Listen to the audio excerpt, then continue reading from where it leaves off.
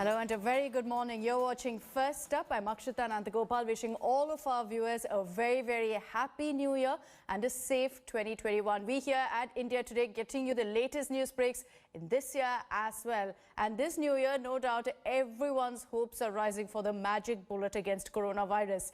The Drug Controller General of India hinted that India is likely to have a COVID-19 vaccine very soon. An expert panel in the Central Drug Standard Control Organization will be holding a key meet today. Experts will further deliberate to consider the emergency use authorization applications by Serum Institute of India for the Oxford COVID-19 vaccine Covishield. There are two other vaccines, Bharat Biotech's Covaxin and Zydus Cadila's vaccine, which are also in advanced stages and awaiting approval from the drug controller.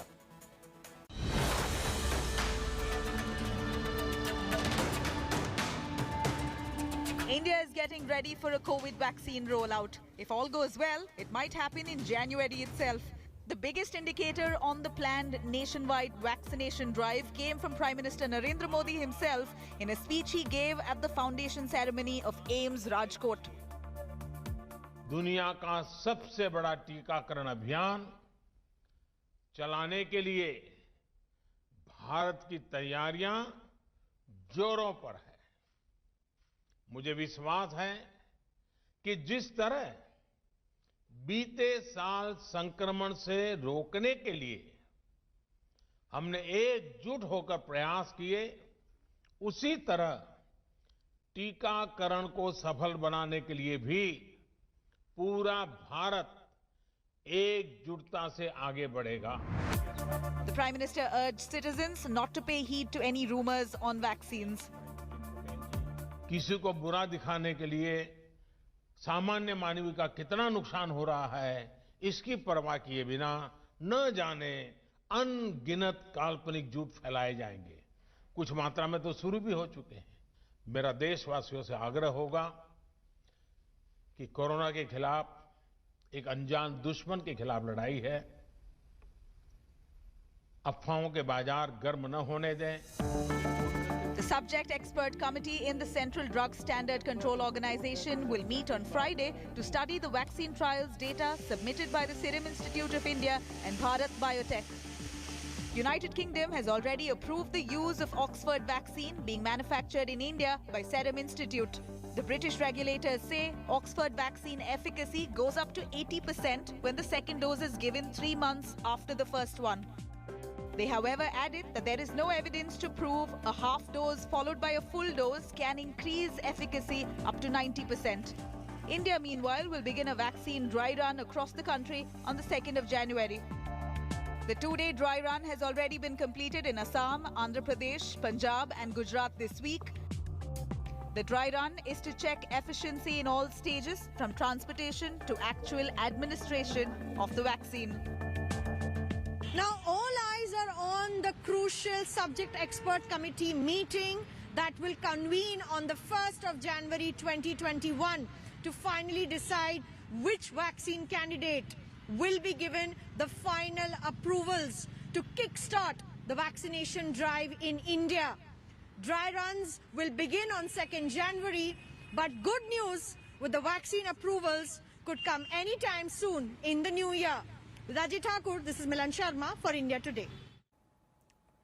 Hopefully, we'll see the end of the pandemic in 2021. Let's move on now to some other stories. Here's a controversy that's erupted in Bengaluru over the renaming of roads by civic body BBMP. Two BJP MPs have written a letter to the Bengaluru Civic Body Commissioner against the renaming of roads after Muslim figures in the city's Ward 135.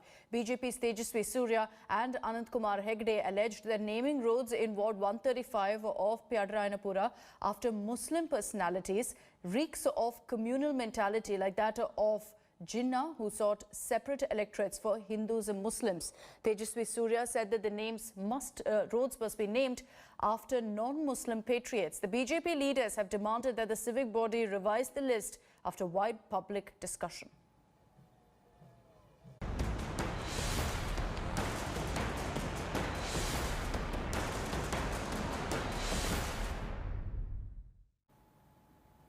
Over to the latest on what's happening in Bengal. Days after TMC wrote a letter to the president for the Bengal governor's removal, Jagdeep Dhankar has hit back at the TMC government and said that Bengal has suffered under the Mamata government. Speaking at a press conference, Dhankar said that Bengal has witnessed horrifying days under TMC and the local administration collapsed in Bengal. He further added that the state is undergoing administration paralysis.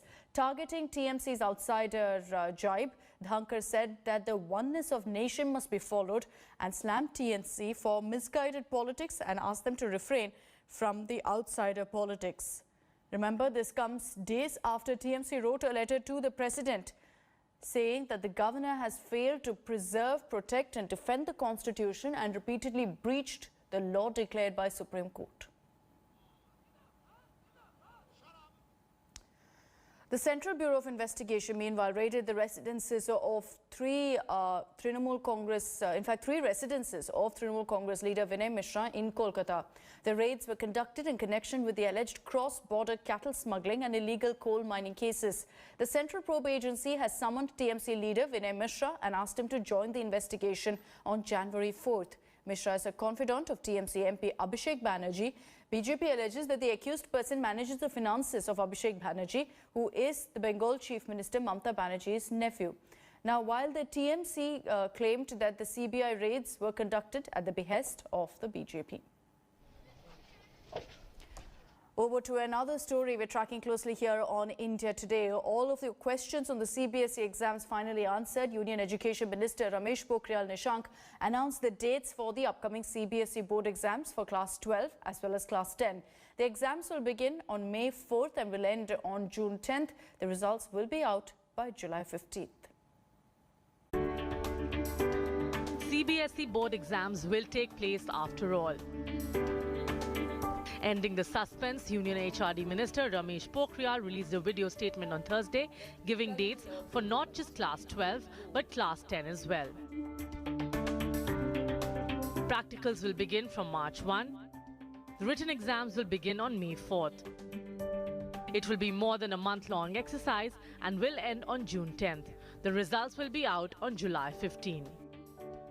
Practical की जो परीक्षाएं हैं वो आपकी 1 मार्च से शुरू हो जाएंगी। मेरी शुभकामना आप पूरी ताकत के साथ और बहुत आत्मबल के साथ बिना किसी तनाव के आप परीक्षा की तैयारी में जुटे। वक्त भी हमारे पास है और आपको पाठ्यक्रम भी बहुत अच्छा आ रहा है और CBSE ने वैसे भी इन प्रस्तुतियों में 30% पाठ्यक्रम को अपना कम किया और लगातार आपके साथ हम संवाद में हैं।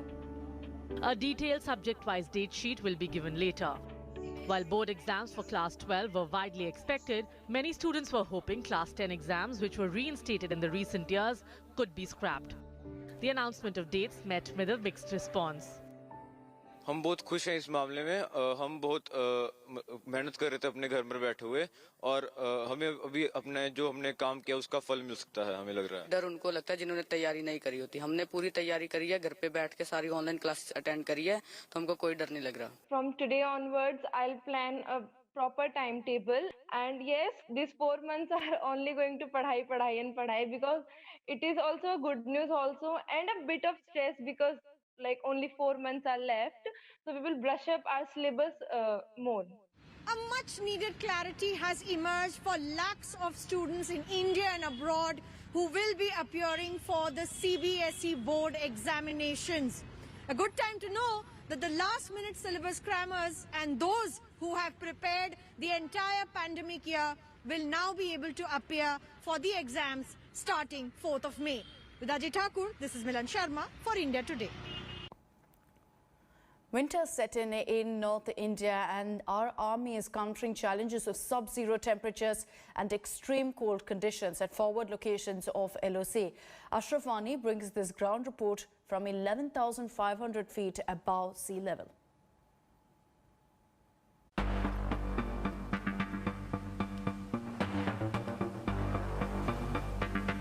Northern parts of country are witnessing a breeze of cold and are shivering in it. But expect and believe what the army is doing on the line of control in these extreme weather conditions where temperature falls below 20 degrees centigrade.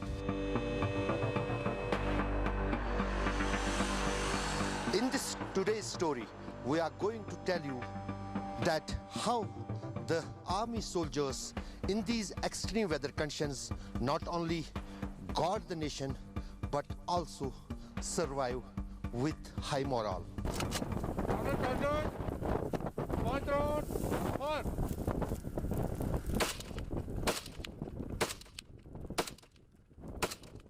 During these extreme weather conditions on line of control with the armed soldiers, the arms should also be effective. That is why during the -20-degree temperatures, these soldiers are practicing their guns so that they are in the working condition.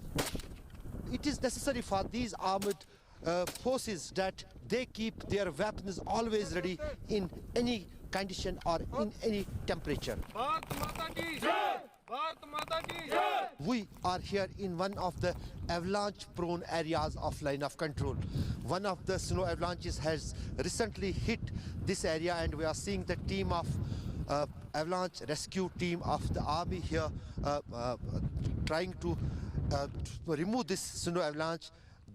Fortunately, no one has got trapped, but there is always the threats that the patrols of army which go for the frequent patrolling on the line of control come under the effect of these avalanches. यहाँ पर हम देख रहे हैं एक avalanche अभी भी आया है जिसमें आप रेस्क्यू के लिए पहुंचे। जी, ये avalanche आया हुआ हमारे जवानों को प्रॉपर टाइम टू टाइम इसकी वार्निंग मिलती रहती है और ट्रेनिंग जारी रहती है, और avalanche से रेस्क्यू करने के लिए जो साजो सामान है वो भी हमें टाइम टू टाइम मिलता रहता है।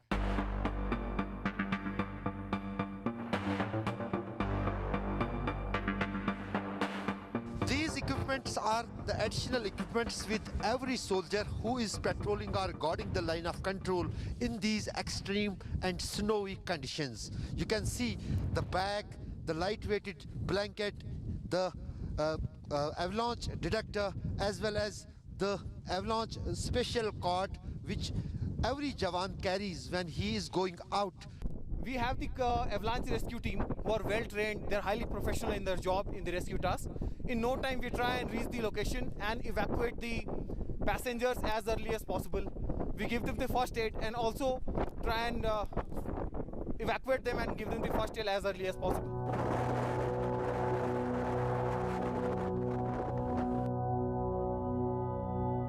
In these conditions on the line of control where snow levels can go from 20 to 30 feet, in fact, the bunkers get buried under the snow. The specialized fabricated huts, snow huts, are being used for the housing by the Indian Army on LOC and LSC. In fact, these fabricated huts. If they completely get under snow, the people living in them not only can survive, but in fact can live for the months together under the snow.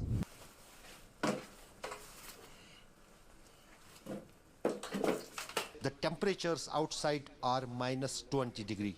Yes, they are -20 degree, and as we entered inside this barrack where these soldiers go for the rest or stay for the night, here inside temperature is maintained near about 5 to 10 degree as the kerosenes, heaters and other heating arrangement is made here.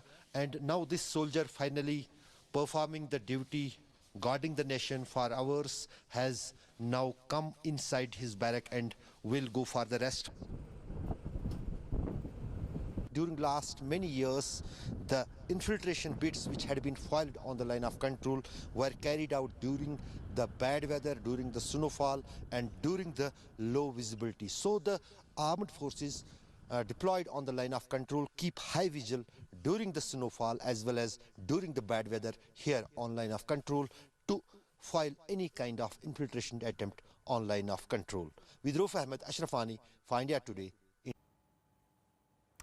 Hindu minorities continue to be targeted in Pakistan. A century-old Hindu temple in Khyber Pakhtunkhwa was vandalized by a mob. The temple was even set ablaze by the mob who were opposing the expansion of this temple. The incident took place after a local Muslim cleric gave provocative speeches, following which the crowd attacked this particular temple.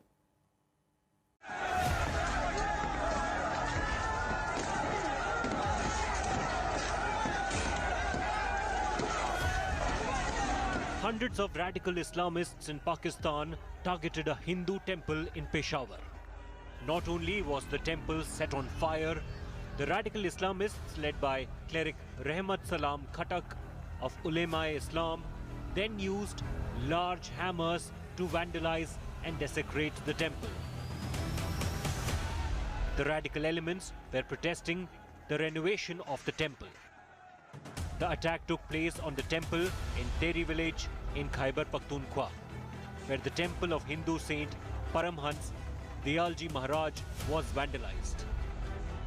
4 years ago, Supreme Court decided in favor of Hindu community and handed over the charge to Hindu community. Actually, that annoyed some local residents, and that incident took place. And police has registered FIR against the mob and arrested 10 people. The dwindling Hindu minority community in Karachi carried out protests against the demolition, arson and vandalism at the temple. Pakistan's Federal Parliamentary Secretary for Human Rights, Lal Chand Malhi, condemned the demolition of the temple. Member of Pakistan National Assembly, Dr. Ramesh, and Chief of the Panchmukhi Hanuman Temple, Sri Ram Nath Ji, also joined the protests, condemning the spiraling radicalism in Pakistan. Chief justice साहब ने action ले लिया है इसके ऊपर. उसने अपना अभी प्रेस रिलीज भी सुप्रीम कोर्ट की तरफ से इशू हो गया है. वन मैन कमीशन शोएब सदल की सरबराही में पहले ही बनी हुई है. चीफ सेक्रेटरी और आईजी को उसका पार्ट बना लिया है.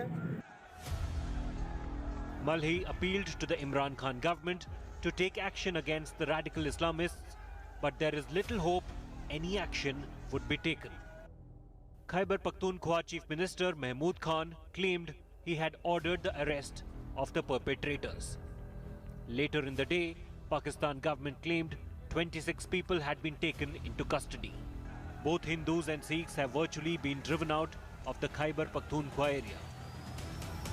In India, there was condemnation of the attack on Hindu minority in Pakistan. किस तरह से वहाँ पर बच्चियों को मारा जाता है, कत्लेआम होता है, और जो लोग यहाँ पर जो है जिनको कि भारत फोबिया है, वो लोग जो है यहाँ पे अल्पसंख्यकों की बात करते हैं कि अल्पसंख्यकों को जो है अधिकार नहीं है. जरा सा देख लो पड़ोस में क्या हो रहा है वहाँ पे. मतलब वहाँ पे तो जुल्म की पराकाष्ठा है, अत्याचार की पराकाष्ठा है.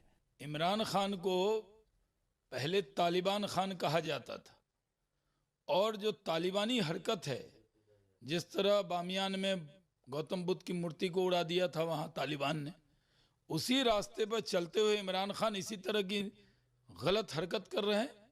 ये ओछी हरकत है पाकिस्तान की सरकार की.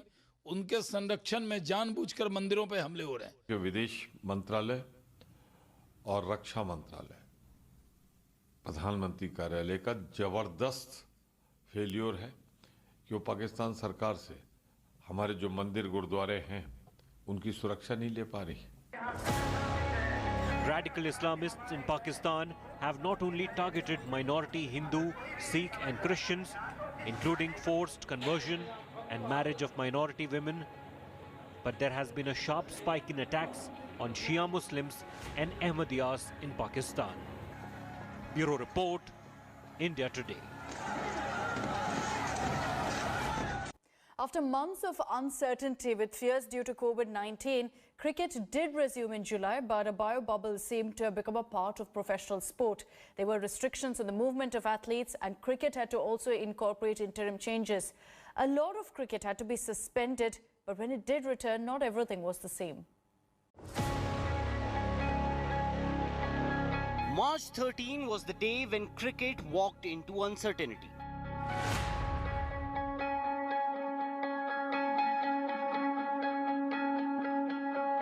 Just like the lives of people across the globe, cricket went into a total shutdown with questions galore and answers none.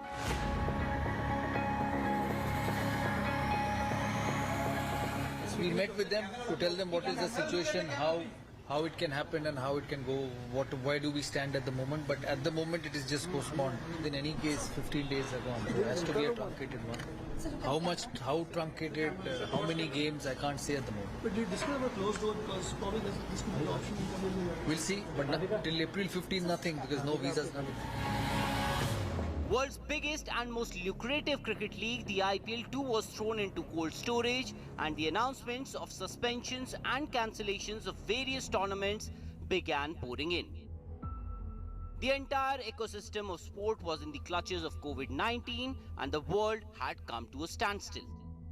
But efforts were being made and opportunities were being explored. England invited West Indies for a 3-test series which marked the resumption of international cricket. Strict guidelines were issued and the ICC made interim changes in the rules so as to avoid any hiccups. West Indies arrived in the UK a month before the first test and remained in a biosecure bubble for the entire duration of that tour.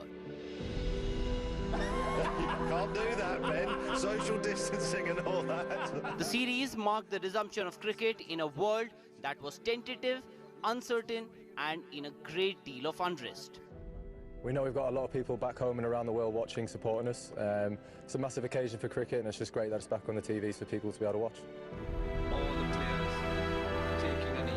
While people were battling against the pandemic, West Indies and England delivered a statement to the world about the equality and the Black Lives Matter movement. Players acted, and then there were those like Michael Holding who sent out a moving and powerful message to the world. And we need to go back and teach both sides of history. And until we do that and educate the entire human race, this thing will not stop. They keep on telling me there's nothing called white privilege. Give me a break. I don't see any white people going into a store on Oxford Street and being followed. A black man walks in, somebody is following him everywhere he goes. That is basic white privilege. Whether that white person went in to rob the place or not is not going to be thought of that way. And things like that have to change. We've all been looking away too long. The players should be proud of wearing these badges. We should be proud of wearing these badges. But really, 2020, we have to wear a badge saying Black Lives Matter? Really? That should be a given, Wardy. Cricket was no longer just a sport, but also a tool to unite people. England's series against West Indies was followed by Pakistan and Australia's tour to the UK.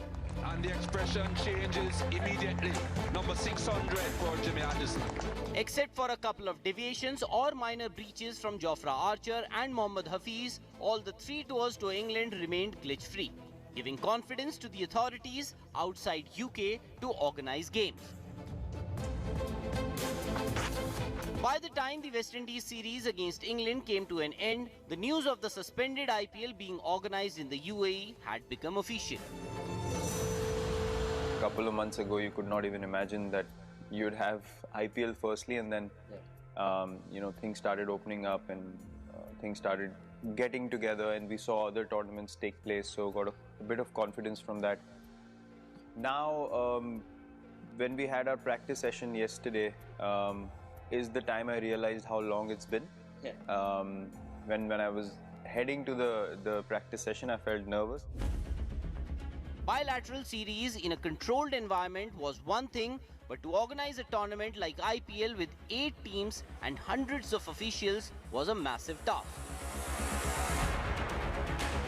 The start of the IPL was nothing but scary. 13 members of the Chennai Super Kings franchisee, including 2 players, tested positive for COVID-19, and the first ball of the season had not been bowled. That raised many doubts over the future of the season, and it didn't take too long for the second controversy to hit the IPL. Suresh Raina returned home in a huff, and then Harbhajan Singh also decided not to travel for the tournament in the UAE. Is finally over. It is time for the 2020 of 2020. But as soon as the first ball was bowled, everything was put aside and the cricket carnival had begun.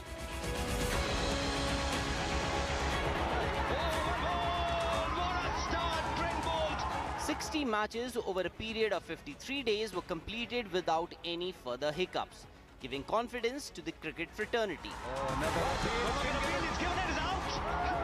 The success of the season gave belief to the all-powerful BCCI to plan for another season of the IPL, this time in India in 5 months' time. Very important wicket for Nathan Coulter. Soon, Team India also embarked on their first international tour in over 9 months when they reached Australia for a full-fledged tour. Sports Bureau, India Today. Hi everyone, Preeti Chaudhary here. Hope you like this video. For latest news and analysis, like and subscribe to the India Today YouTube channel. And don't forget to press the bell icon to stay updated. Thank you for watching.